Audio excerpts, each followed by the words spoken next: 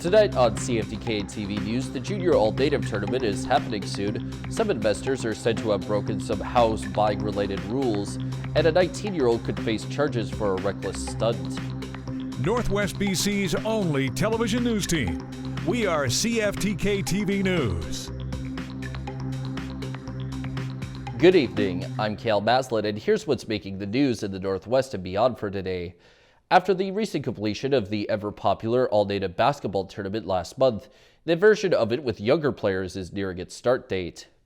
In about 2 weeks from now, the Junior All-Native Basketball Tournament is set to take place in a few different spots throughout the city of Terrace.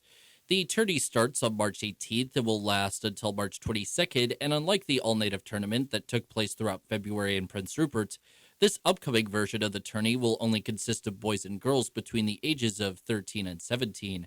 And in some recent interviews, Terrace Mayor Sean Bouitosh expressed his excitement for the event, and Skeena MLA Ellis Ross even discussed his related past as a coach, as well as the benefits that taking up sports like basketball can provide for people of all ages. Super exciting for the community. I think there's about 90 teams coming to Terrace. I think it's one of the biggest tournaments in all of Canada every year. It's a tournament that bounces around, and we were fortunate enough to be able to host this. It's going to be all hands on deck. Businesses are going to be busy. It's super exciting to see this event come to Terrace. When I started coaching, I coached junior girls, intermediate boys, senior men, senior ladies.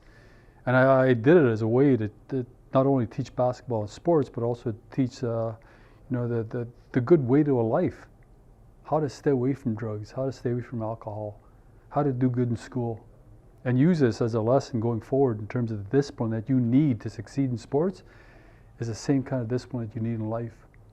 Bouitosh expects the event to be a big boost to Terrace's economy, and Ross also pointed out that the city will need all hands on deck to ensure the event goes smoothly, as there is expected to be over 1,000 players and coaches combined participating, without factoring in people like family members traveling to the tournament as well. More tournament information, such as the cost of daily admission, tournament passes, and more can be discovered online by searching up NISCA JANT 2024.ca. For CFTK-TV News, I'm Cale Maslin. At the end of last week, the Terrace RCMP put out a release of an assault allegedly taking place earlier that week. The assault is alleged to have happened to a child nearby Ecole Mountain View School, while also allegedly involving a male suspect and supposedly occurring in or near a wooded area, close to the school grounds while noon break was happening. As of right now, the police do not have any definitive suspects identified in this case.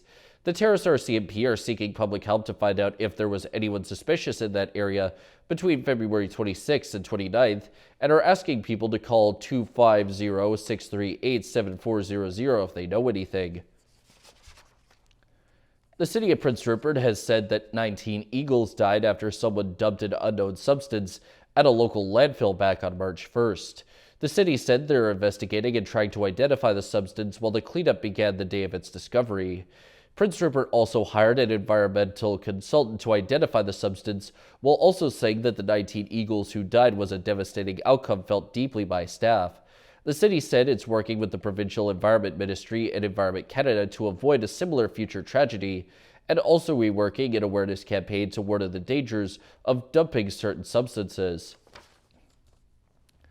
For a government trying to tackle the affordable housing crisis in BC, it's quite an embarrassing situation. The government says some investors broke the rules to buy condos below market value. One of the buyers already owned other properties worth millions, and those aren't the kind of people the NDP was hoping to help. CTV's Yvonne Raymond has the story. In exchange for a cheaper price, homeowners buying into Victoria's Vivid at the Yates have pledged their household income has to be less than $150,000 a year, and they'll live in their unit for at least 2 years. Only the province alleges not everyone has acted in good faith. We do audit every single project that we have, and that's why these individuals were caught. It's important to note that anyone that tries to use schemes to try to find ways to take affordable housing that's meant for people who are struggling will get caught, and in this case they were. BC's housing minister says 8 owners have returned strata lots for the price they paid, and BC Housing is taking 5 to court. One of them is accused of already owning $6 million homes in the capital. When are people taking advantage of the housing market so much that we have to look at things like criminal prosecutions? The province says its investigation started in 2021. Around the same time, a strata owner noticed an oddity down the hall. All I can say is that if they were there, I never saw them, and they left a notice on their doorstep for at least 2 months when we first moved in. Someone actually does live in that unit now, I can say fairly certainly. Since the audit, the housing minister says stronger safeguards have been put in place. 2 years financial records, must be a primary residence, must live in the province for more than 12 months, and a whole host of other measures like covenants on property. I think BC Housing can say they fixed the problem now, but you really do have to wonder how this happened in the first place. The province gave the developer a $53 million low-interest loan to encourage below-market sales. Instead of doing that, anti-poverty groups think the case is another reason why rent controls would help more people afford a home. Yvonne Raymond, CTV News, Victoria.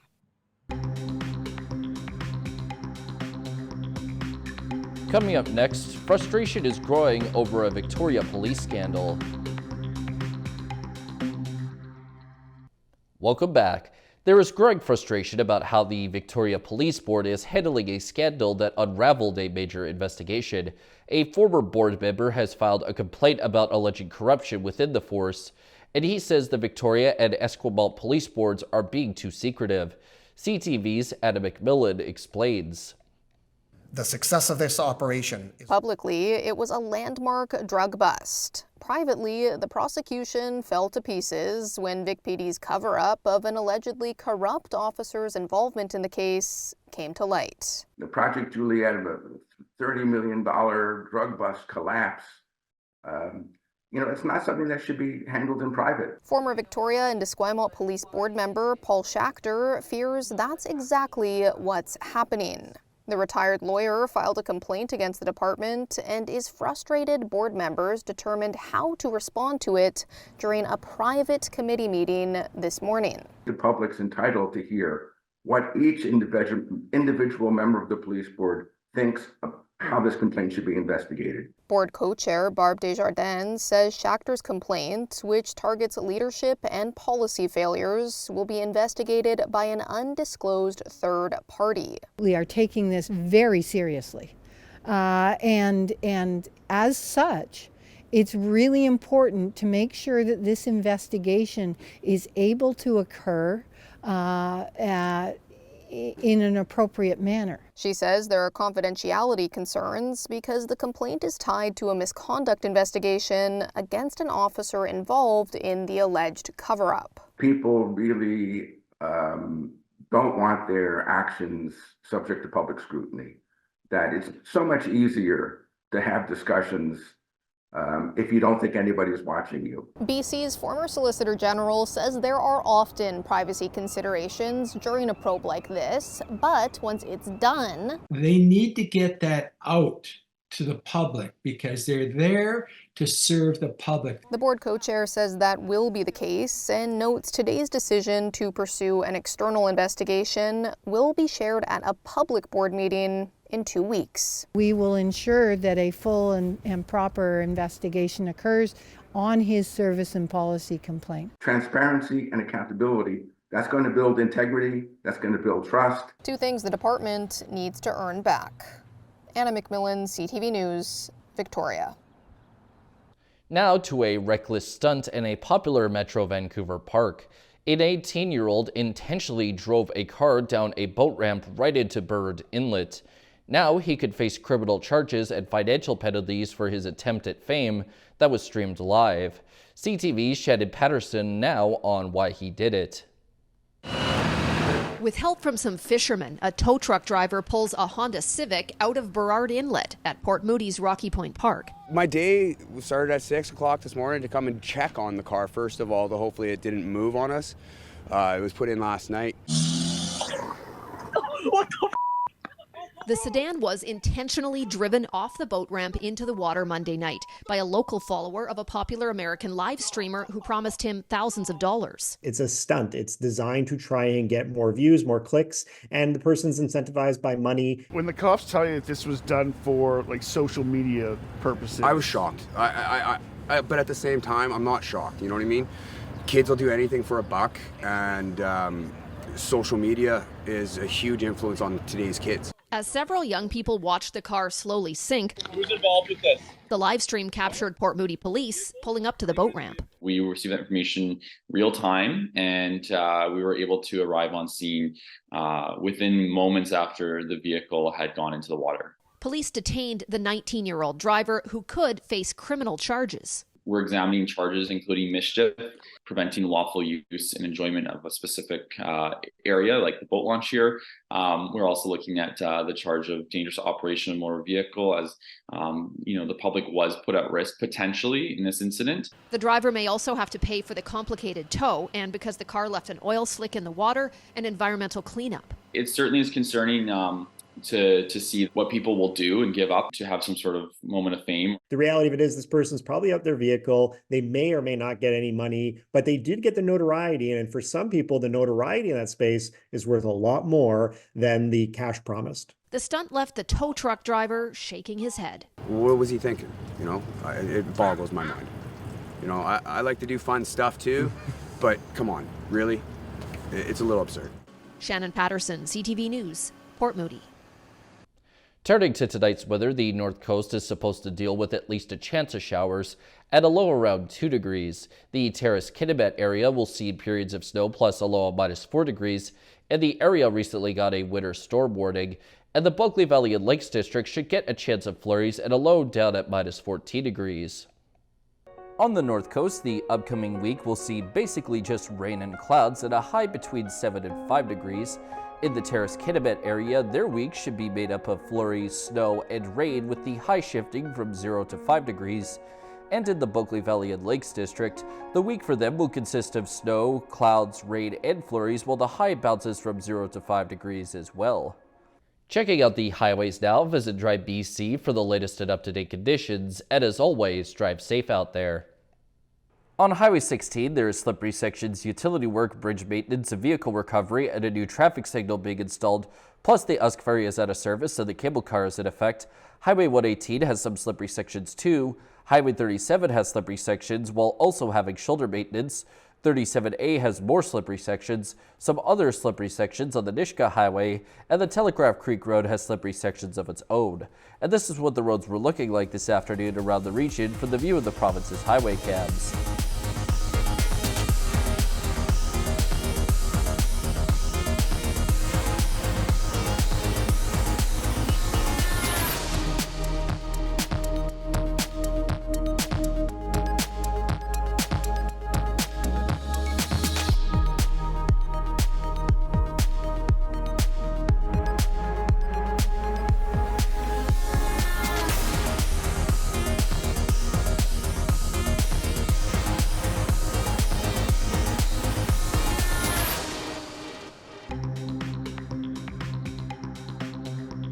Still to come, a meeting has been called for after a BC crane accident.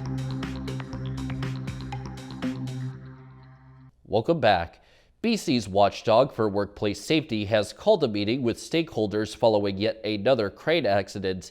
It happened back on Monday at a construction site in East Vancouver. No one was injured, but there are calls for regulatory changes after a deadly mishap last month. CTV's Isabella Zavarisi has more. Remnants of an empty job site on Victoria Drive in East Vancouver. WorkSafe issuing a stop work order after a crane accident here on Monday. It's the fourth incident in Metro Vancouver in 3 months. It's certainly a real problematic pattern emerging in the tower crane industry. In January, there were 2 crane mishaps within 5 days. And last month, a worker was killed when a crane's load came crashing down at the massive Oak Ridge Park development at Cambie and 41st. Today, WorkSafe BC announced it would be meeting with the industry to figure out how it can improve crane safety. The area of focus is the organization, the planning, and the coordination of these job sites. These are high-risk work activities. The union representing crane operators says it's happy to see the agency take this step. I think we're headed in the right direction. We haven't seen anything concrete yet, but I think good news is coming on improved regulations around the work we do. WorkSafe says the meeting will address things such as training and reviewing existing regulations. We, in a very collaborative manner, will come together to examine what we have in place and what else might be required. Since 2019, there have been 26 incidents involving tower cranes in the province. WorkSafe says it's made some changes and that there are more underway. It's currently in the process of investigating the 4 that happened this year. We'll take a really good look at the different elements involved and share those results when the investigations are completed so that we can prevent these incidents from happening again. Prevention is crucial, the industry says, in order to restore safety on job sites and regain public confidence. Isabella Zavarisi, CTV News, Vancouver. One of the most popular scams involves fraudsters pretending to represent banks. Well, over a dozen people say that they were scammed out of thousands of dollars, and all of them were customers of BMO. CTV's Austin Lee reports. With help from some fishermen, a tow truck driver pulls a Honda Civic out of Burrard Inlet at Port Moody's Rocky Point Park. My day started at 6 o'clock this morning to come and check on the car, first of all, to hopefully it didn't move on us. It was put in last night. What the The sedan was intentionally driven off the boat ramp into the water Monday night by a local follower of a popular American live streamer who promised him thousands of dollars. It's a stunt. It's designed to try and get more views, more clicks, and the person's incentivized by money. When the cops tell you that this was done for like social media purposes, I was shocked. But at the same time, I'm not shocked. You know what I mean? Kids will do anything for a buck, and social media is a huge influence on today's kids. As several young people watched the car slowly sink, who's involved with this? The live stream captured Port Moody police pulling up to the boat ramp. We received that information real time, and we were able to arrive on scene within moments after the vehicle had gone into the water. Police detained the 19-year-old driver who could face criminal charges. We're examining charges including mischief, preventing lawful use and enjoyment of a specific area, like the boat launch here. We're also looking at the charge of dangerous operation of a motor vehicle, as the public was put at risk potentially in this incident. The driver may also have to pay for the complicated tow, and because the car left an oil slick in the water, and environmental cleanup. It certainly is concerning to see what people will do and give up to have some sort of moment of fame. The reality of it is this person's probably out their vehicle. They may or may not get any money, but they did get the notoriety. And for some people, the notoriety in that space is worth a lot more than the cash promised. The stunt left the tow truck driver shaking his head. What was he thinking? It boggles my mind. I like to do fun stuff too, but come on, really? It's a little absurd. Shannon Patterson, CTV News, Port Moody. And now we turn our attention to the stock markets. The Canadian dollar is up 29 of a cent. The price of gold is up $16.30. Oil is up 98 cents. Natural gas is down 3 cents. Aluminum is down $5.50. In Toronto, the TSX is up 68.03 points. The Venture Index is up 6.73. In New York, the Dow Jones is up 75.86. And NASDAQ is up 91.95. Still ahead, researchers are reading into a recent viral video of an orca attack. Welcome back. A powerful video is making waves in the world of animal research. It shows an orca taking down a great white shark, a moment that some researchers believe is part of a shifting pattern. Here's ABC's Janai Norbin with the story. It's the jaw-dropping image of Jaws, a great white shark going from predator to prey. That's Sophia, a 60-year-old grandmother orca, in incredibly rare footage showing exactly why they're called killer whales. Her aim was perfect. Part of the Nat Geo limited series, Queens. Orca are very smart animals. They're very powerful. and in some cases, probably even more powerful than a white shark. I think what we're seeing is probably an anomaly. We often think of white sharks as being the top predator in the ocean, when actually orca are. The massive animals that can grow to nearly 30 feet long and weigh some 6 tons are also highly social, typically living and hunting in pods, working together to catch prey. Scientists believe an orca hunting as a lone wolf could be an adaptation caused by climate change. This, not the first time killer whales have been seen getting aggressive. The apex predators captured attacking boats off the coast of places like Portugal and Morocco last year. This orca caught off the coast of Gibraltar, ripping the rudder off a catamaran with its teeth. It probably does have something to do with behaviors and how they interact with these objects, which is very different from attacking and killing something that you're going to get food out of. A recent study that was just released by UBC has stated that inaccurate data about forest fuels that feed wildfires might be hampering firefighting as well as forest management efforts. The study that was published in the journal Fire Ecology just last month also said that there are mismatches between mapping data and ground-level observations. Researchers have said those discrepancies are making it harder for officials to predict how a wildfire could potentially end up behaving. Lead author Jen Barron went on to say that efforts to fix the data will help officials identify and respond to fire-prone areas. That's all of our news for now. From all of us here at CFTK-TV News, I'm Cale Maslin, and thank you for watching. We'll see you next time.